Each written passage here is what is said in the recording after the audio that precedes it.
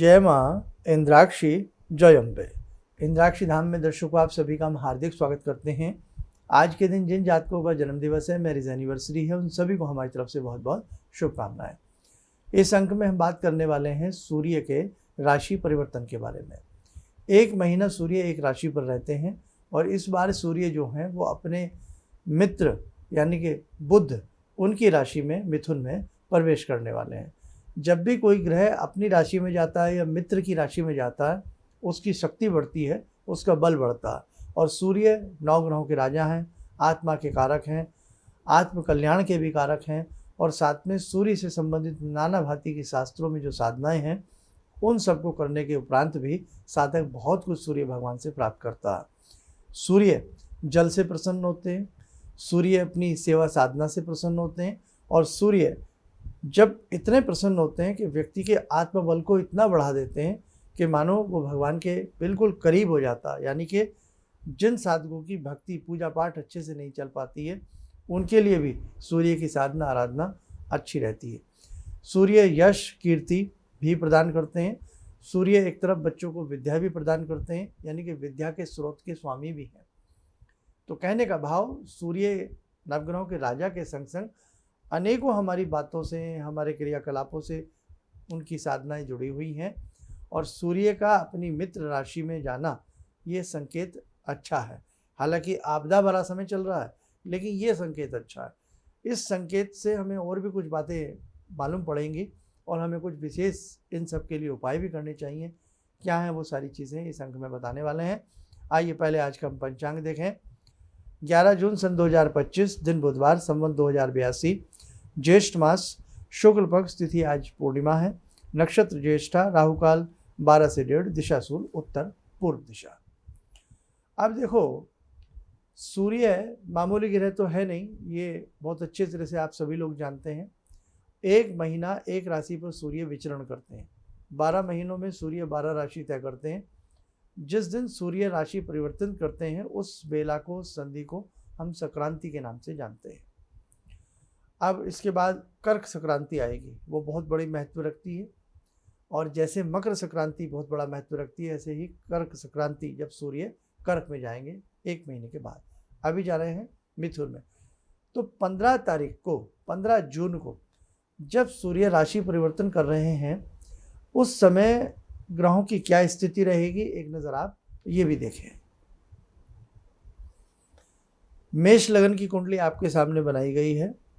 उस दिन सुबह 6:44 पर 44 मिनट पर सूर्य राशि बदल रहे हैं।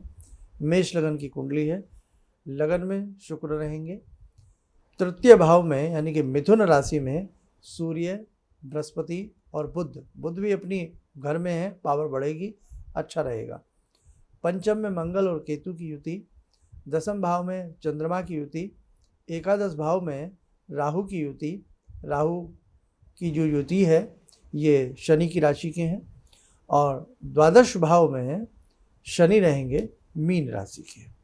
तो ये ग्रहों की युति रहने वाली है। ग्रहों का इस प्रकार का कुछ आकलन रहेगा।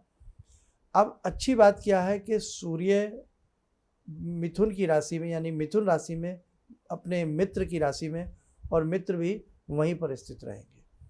तो ये कॉम्बिनेशन, सूर्य और बुध का जो कॉम्बिनेशन है, ये सभी के लिए शुभ फल देने वाला है। और उसी के मध्य में बृहस्पति भी है। और एक खास बात और कि तीनों के तीनों ग्रह आपस में मित्र हैं। सूर्य बृहस्पति के मित्र हैं, बृहस्पति सूर्य के मित्र हैं और सूर्य साथ में किनके मित्र हैं, बुध के भी मित्र हैं। तो ये फल शुभकारक स्थिति का है, लेकिन सबके लगन अलग अलग होते हैं, सबकी राशि अलग अलग होती है, सभी की डेट ऑफ बर्थ में डिफरेंस होता है। तो कहने का भाव, अगर कहीं कोई कुदृष्टि वाला ग्रह भी बीच में आता है या आपकी ग्रह कितने बलवान हैं, अन्य ग्रह आपके क्या कहते हैं, तो ये सारी चीज़ें तो अगर अकेली कुंडली देखी जाए तब पूर्ण फल का पता लगता है। लेकिन कॉमन रूप से हम मोटा माटी बात करें तो सूर्य का मिथुन राशि में जाना ये शुभ लक्षण है और तीनों ग्रहों का एक साथ युतिबद्ध होना ये भी एक शुभ बात है। तो आइए इसे और शुभ बनाते हैं। और शुभ हम कैसे बनाएंगे, हमें कुछ विशेष उपाय करने चाहिए। और एक और बात बहुत अच्छी है कि जिस दिन सूर्य राशि परिवर्तन कर रहे हैं 15 जून को, तो उस दिन भी रविवार है। तो रवि अपने ही दिन अपनी राशि को चेंज कर रहे हैं, ये भी एक अच्छा लक्षण है, ताकि हमें पूजा करने का एक सुंदर अवसर मिल सके। तो आइए आप उपाय नोट कर लें। सुबह सुबह सूर्य की होरा में, यानी कि जिस समय सूर्य उदय होते हैं उससे पहले नहा धो करके आप तैयार हो जाएं। उसके बाद पूजा स्थल में आवें। पंचमुखी देसी घी और लाल मसूर की दाल हो या गुड़ वाली शक्कर हो, वो आप सामने रखें। और एक चोकर जो होता है, चोकर किसको कहते हैं? जो आटे की छानस होती है ना, उसको हम चोकर कहते हैं। तो आटे की छानस जितनी भी आप रख सकते हो, थोड़ी बहुत, किलो 2 किलो, वो आप ज़रूर रखें। और साथ में पिसा हुआ गेहूँ, जिसे हम दलिया कह सकते हैं, वो रखें। अब देखो ध्यान से सुन लें, पिसा हुआ गेहूँ यानी कि दलिया, किलो 2 किलो, जितने भी आपकी पॉकेट अलाउ करती है। आटे की छानस चोकर किलो 2 किलो, जितना भी आप रख सकते हैं वो रख लें। और इसी के साथ साथ आप गुड़ वाली शक्कर रख लें बेटा। ये तीनों सामान रखें। पंचमुखी दीप बना लें, आटे का बना लें या मिट्टी के दिए में 5 बत्ती डाल करके पंचमुखी दीप की व्यवस्था कर लें। और साथ में आप एक लोटे में जल भर के रख लें।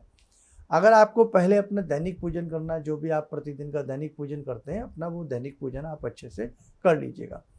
उसके बाद आप सूर्य भगवान को मानसिक रूप से प्रणाम करें। प्रणाम करने के बाद पंचमुखी देसी घी का दीप अगर अलग जलाना चाहते हो उस दिन की पूजा के लिए, अलग जला लीजिएगा। एक प्लेट में ये रखें। और अगर आपको सूर्य देव साक्षात नज़र आते हैं सुबह पूजा के समय, तो आप वो पंचमुखी दीप उनको अर्पण करें। अर्पण करने के उपरांत जो सामग्री है, उस सामग्री को भी भाव से आप अर्पण करें। और साथ में 1 लोटा जो जल है वो आप सूर्य भगवान को अर्पण करें। सूर्य को जब भी जल दें 3 बार जल दिया जाता है। उसी जल को 3 टाइम या तो सूर्य देव का मंत्र बोल करके दे दें, गायत्री मंत्र बोल करके दे दें, या ओम सूर्याय नमः, धार गिराई रुक गए, ओम सूर्याय नमः, फिर ओम सूर्याय नमः, यानी कि 3 टाइम में उस लोटे के जल को खाली कर दिया जाता है। इस प्रकार से सूर्य नारायण को जल देने के बाद अब आपने क्या करना है, आप अगर इसके बाद अपनी दैनिक पूजन करना चाहते हो तो वो कर लीजिएगा। हल्का सा पानी का हाथ लगा करके चोकर और शक्कर को आपस में मिला करके उसके लड्डू बना लें। उसके लड्डू जितने भी बन जाए, 5, 10, 20 जितने भी लड्डू बन जाए वो बना लीजिएगा। जब ये लड्डू बन जाए, शक्कर वाले लड्डू।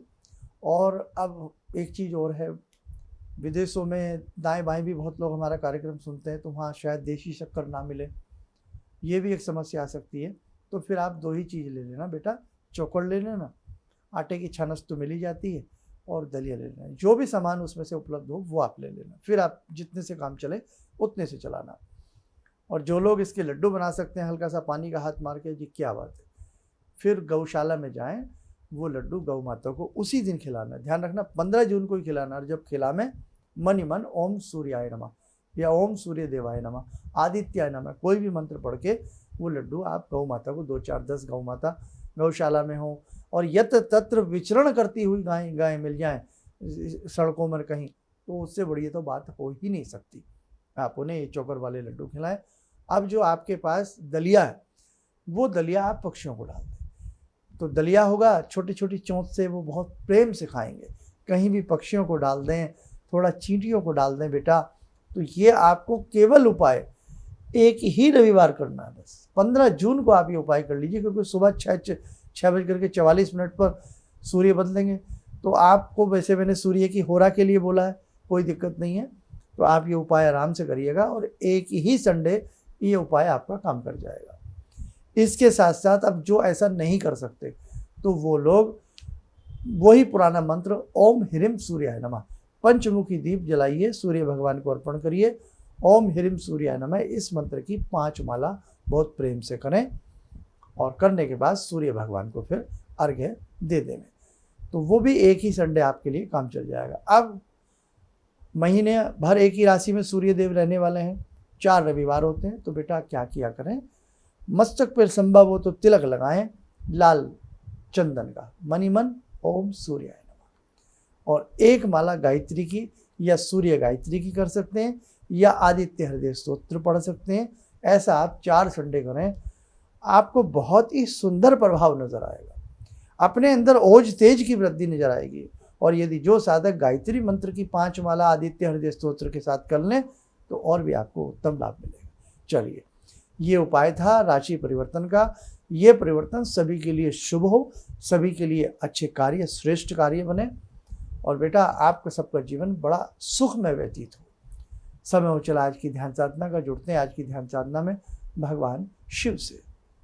ओम आत्मा त्वं गिरिजामति सहचरा प्राणा शरीरं गृहं पूजा ते विषयोपभोग रचना निद्रा समाधिस्थिते संचारा पदयो प्रदक्षिण विदेः श्रोत्राणि सर्वागिरो यद्यात् कर्म करोमि तद्दखिलं शम्भोस्तवाराधनम् चन्द्रोद्भासितशेखरे स्मर हरे गंगाधरे शंकरे सर्पे भूषितकण्ठकर्णविवरे नेत्रोत्तवे स्वानरे दन्ते त्वकृतसुन्दरां वरदरे त्रैलोक्यसारे हरे मोक्षार्तिं कुरु चित्तवृत्त्यमचलं मन्येस्तु किं कर्म वे वन्दे देव उमापतिं सुरगुरुं वन्दे जगत्कारणं वन्दे पन्नगभूषणं मृगधरं वन्दे पशूनां पतिं वन्दे सूर्यशशाङ्कवह्निनयनां वन्दे मुकुन्दप्रियं वन्दे भक्तजनश्रयं च वरदां वन्दे शिवं शङ्करम् ॐ कर्पूरगौरं करुणावतारं संसारसारं भुजगेन्द्रहारं सदा वसन्तं हृदयारविन्दे भवं भवानी सहितं नमामि भवं भवानी सहितं नमामि। कवच बना लें, ध्यान करें। शिव शंभू का शुभ आशीष हम सबके ऊपर बरस रहा है।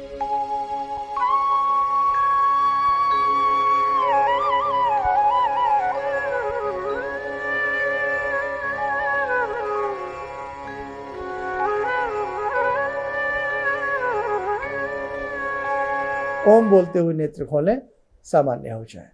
देखो साधकों, उपाय तो बताने को बहुत हैं, लेकिन हम चाहते हैं ऐसे उपाय हों जिससे कहीं ना कहीं परोपकार की भावना हो और किसी को लाभ पहुँचे। कभी भी जीवन में ऐसा उपाय मत करना जिससे किसी को नुकसान पहुँचे।